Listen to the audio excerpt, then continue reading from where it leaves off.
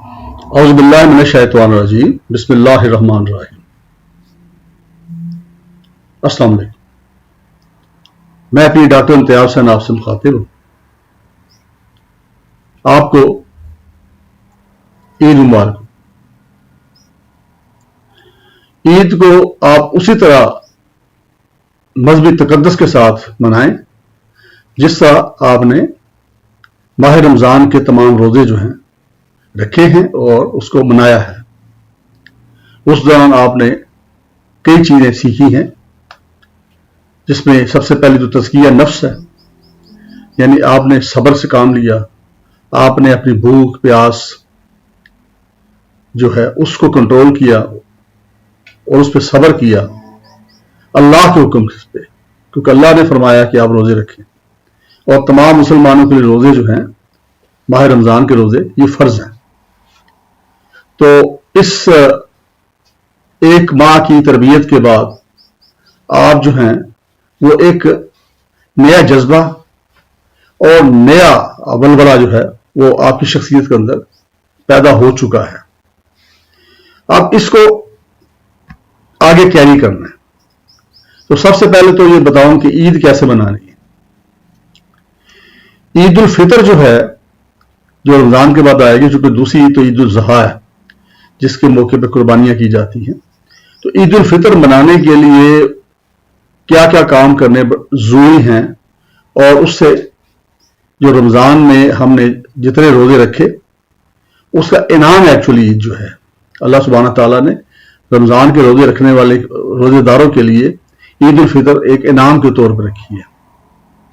تو اس میں اس خوشی کے اندر، چونکہ عید ایک خوشی ہے، ایک انعام ہے، تو اس کے اندر باقی لوگوں کو بھی جو ڈیزرونگ لوگ ہیں، جو استطاعت نہیں رکھتے، ان کو بھی شریک کریں۔ اس کے لیے ایک تو زکوٰۃ جو ہے عام طور پہ رمضان کے مہینے کے اندر ادا کی جاتی ہے، تو اگر آپ پہ زکوٰۃ لاگو ہوتی ہے تو آپ زکوٰۃ ادا کریں اور ایسے لوگوں کو ادا کریں جو ڈیزرونگ ہے، تاکہ وہ بھی عید کی خوشیوں میں شامل ہو سکیں۔ اسی طرح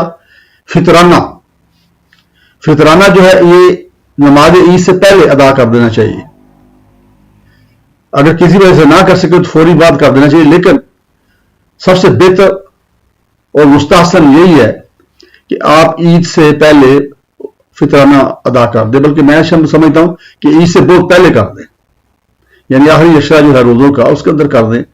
اس کا کیا فائدہ ہوگا؟ اس کا فائدہ یہ ہوگا کہ آپ جن کو فطرانہ دیں گے وہ بھی اپنے بچوں کے لیے، اپنے لیے کوئی عید کے لیے آپ کوئی خریداری کر سکتے ہیں، عید کی خوشیوں میں شریک ہو سکتے ہیں۔ اسی طرح زکوٰۃ اس سے پہلے ادا کر دینی چاہیے، وہ تو پہلے اشرے کے اندر اگر ادا کر دیں، تاکہ ایک تو کمفرٹیبلی ان پیسوں سے جو ڈیزرونگ لوگ ہیں وہ روزے رکھ سکیں، اور پھر اس کے بعد عید کی خوشیاں بھی منا سکیں۔ تو اس لیے مسلمان جو ہے اور عام ایک انسان میں فرق ہے۔ عام انسان جو ہے وہ انڈیویجولی سوچتا ہے، اپنے لیے سوچتا ہے، مسلمان پوری کمیونٹی کے لیے سوچتا ہے، تمام مسلمانوں کے لیے سوچتا ہے۔ ریاست مدینہ نبی پاک صلی اللہ علیہ وسلم نے جو قائم کی، اس کی مثال آپ کے سامنے ہے کہ وہاں پہ دکھ میں، سکھ میں، جنگ میں، امن میں کلیکٹیوزم تھا۔ تو اسلام کلیکٹیوزم کی بات کرتا ہے، تو اس لیے آپ اس کلیکٹیوزم کی وجہ سے جو باقی لوگ جو ہیں جو آپ کے دائیں بائیں، اب اس میں کس کو دینا چاہیے؟ سب سے پہلے تو یہ ہے کہ اگر کوئی آپ کے قریبی عزیز اور اس کے بعد پھر دوسرے عزیز اگر وہ ڈیزرونگ ہیں، ان میں سے کوئی، آپ ان کو زکوٰۃ بھی دے سکتے ہیں، فطرانہ بھی دے سکتے ہیں، کیونکہ پہلا حق ان کا ہے اپنے عزیز و اقارب کا، اور ان کا آپ کو پتہ نہیں ہوتا ہے کہ یہ ڈیزرونگ ہے کہ نہیں ہے، اور پھر اس کے بعد پھر آپ باقی لوگوں کو بھی آپ دے سکتے ہیں۔ اور یہ بھی کر سکتے ہیں آپ کہ کچھ حصہ اپنے جو عزیز ہیں یا دوست ہیں جو ڈیزرونگ ہیں ان کو دیں، اور کچھ باقی لوگوں کو دے دیں۔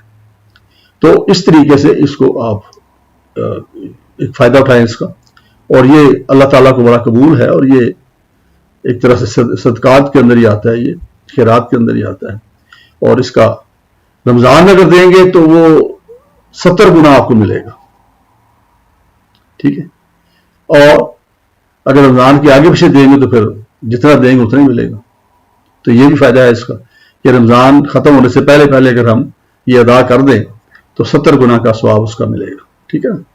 तो एक तो ये कर लीजिए। फिर उसके बाद जाहिर बात है कि आप कि अपने अजीजों कारब हैं, दोस्त अहबाब हैं, कई ऐसे हैं जिनके साथ आपकी बोलचाल बंद हो गई हुई है, उनकी वजह से या आपकी वजह से, या तो उन्होंने कता ताल्लुक कर लिया या आपने किया होगा।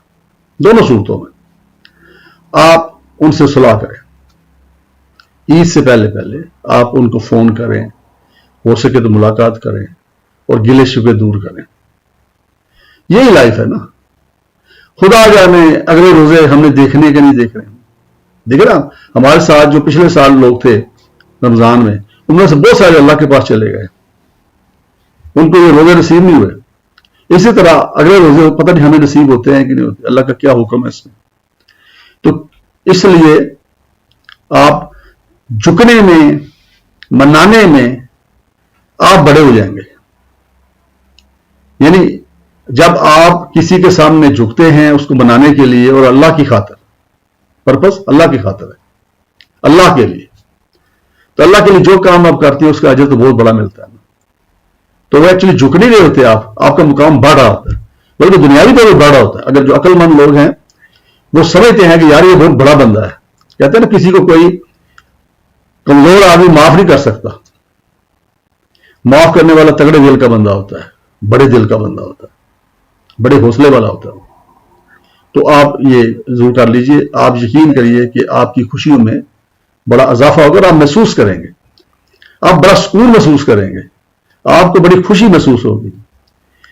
तो ये तो आप ये जरूर कर लीजिए। और इसमें मैं समझता हूं कि कोई डिले नहीं करना चाहिए। अब आगे तैयारी क्या करनी है। रमजान में आपकी एक रूटीन बनी हुई है, ठीक है ना।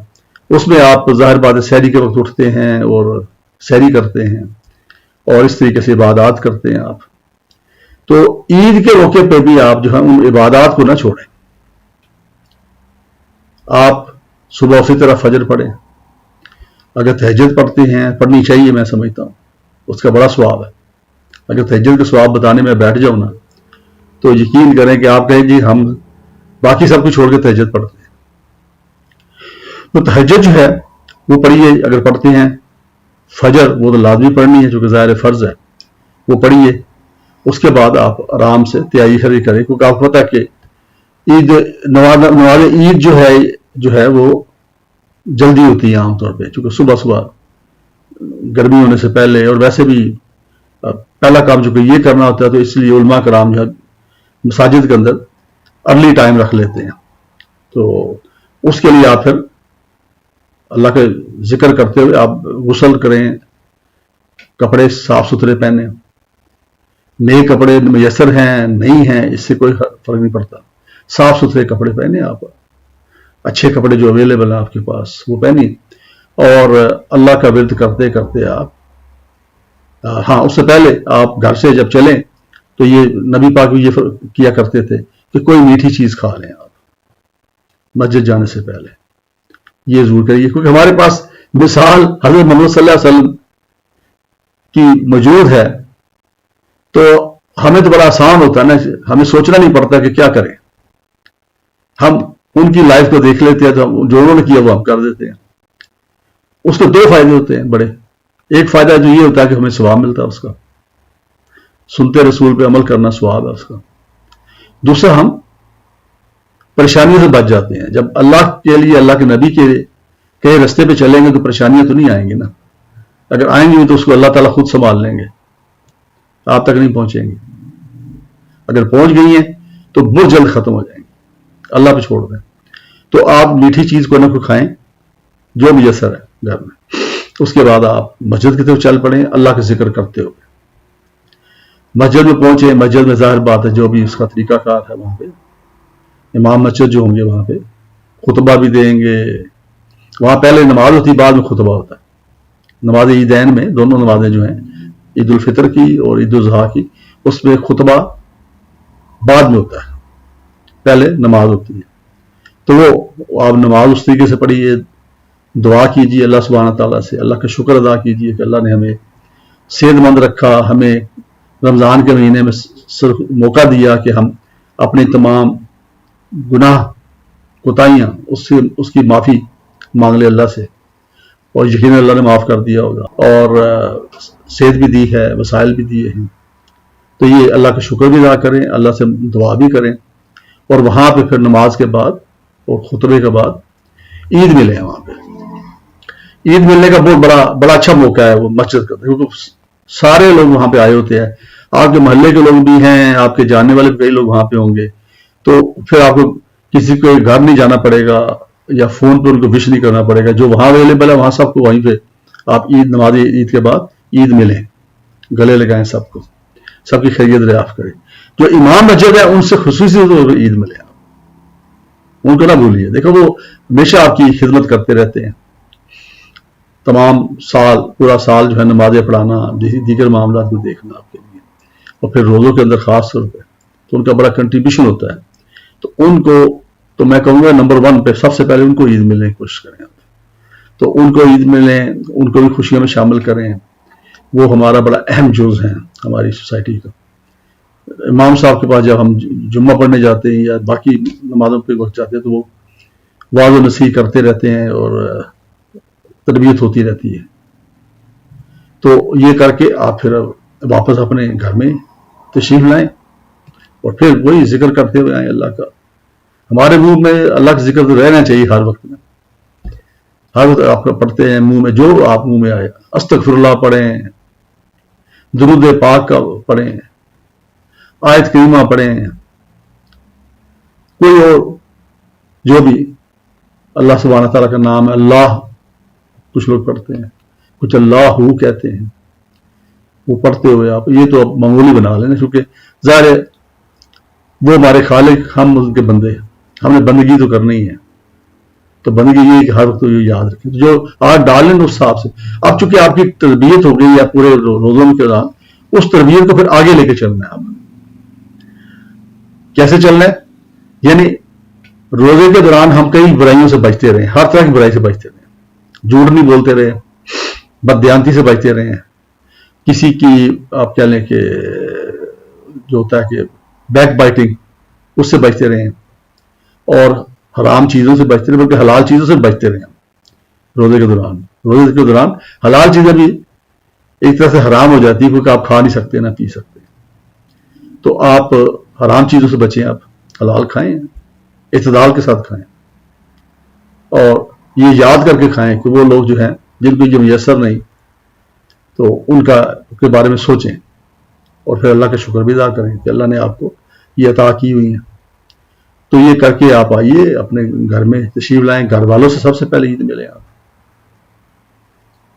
جتنے بھی گھر میں بڑے ہیں ان کو، وہ چھوٹے بچے ہیں، بچوں کے لیے بچے بڑے خوشی محسوس کرتے ہیں عیدوں کے اوپر، تو ان کو عیدی بھی دیں حسب استطاعت، ان سے بھی پیار کریں، اور پھر اس کے بعد آپ سارا دن جو ہے، یہ بڑی خاص فیسٹیوٹی ہے جس میں آپ اپنے دور دراز کے عزیز و اقارب جو ہیں ملنے والے ہیں ان کو، اور آج کل کی بڑی آسانی سے ہے، پہلے تو کبھی عید کارڈ بھیجا کرتے تھے، عید کارڈ ظاہر بات ہے 2 دن پہلے بھیجنا پڑتا تھا، تو اب یہ ہے کہ آپ موبائل اٹھائیں، موبائل کے اوپر کئی واٹس ایپ ہے آپ کے پاس، کئی بڑے خوبصورت اس کی گرافک کر کے عید کارڈ بنا کے لوگ بھیج رہے ہوتے ہیں، وہ تو آپ نے پہلے بھیج دیا ہوگا، لیکن جو کلوز ہیں، جاننے والے ہیں زیادہ، جن کے ساتھ آپ کا رابطہ ہے، جن کے پاس نمبر آپ کے پاس موجود ہیں فون کے، ان کو پھر فون کریں، وہاں پہ ان کو وش کریں، تو اس سے رینیول بھی ہو جائے گا آپ کا،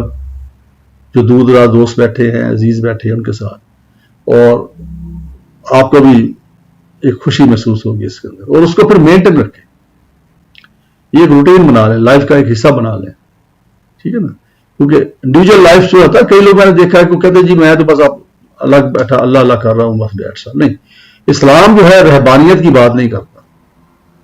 میں نے بتایا کہ ہمارے سامنے زندگی ہے، حضرت محمد صلی اللہ علیہ وسلم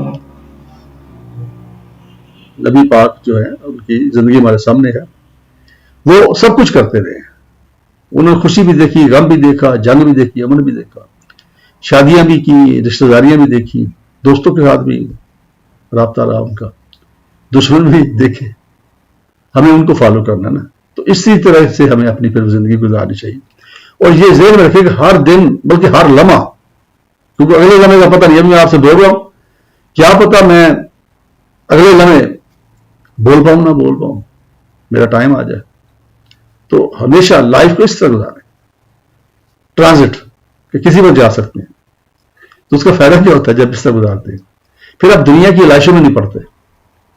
جو مسافر ہوتا ہے وہ رستے میں پراپرٹی نہیں خریدتا، وہ رستے میں مکان نہیں بناتا، وہ رستے میں ہیوی جو بوجھ والا سامان ہوتا ہے وہ نہیں لیتا، کیونکہ وہ کہتا ہے میں صبر کر رہا ہوں.